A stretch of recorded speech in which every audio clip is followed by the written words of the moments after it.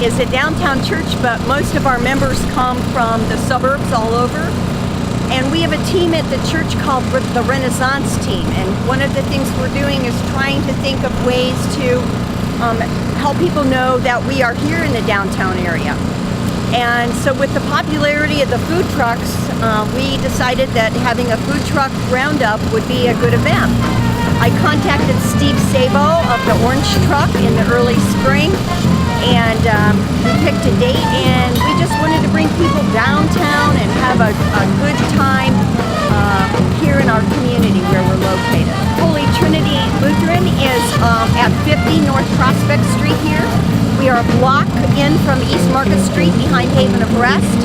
We have worship services at 8:30 and 11 o'clock on Sunday mornings.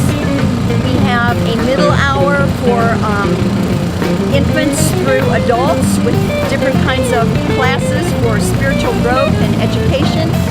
And we also have a Wednesday night program with a meal at 6 o'clock and a Bible study for all ages, ending with a Vesper service in the evening.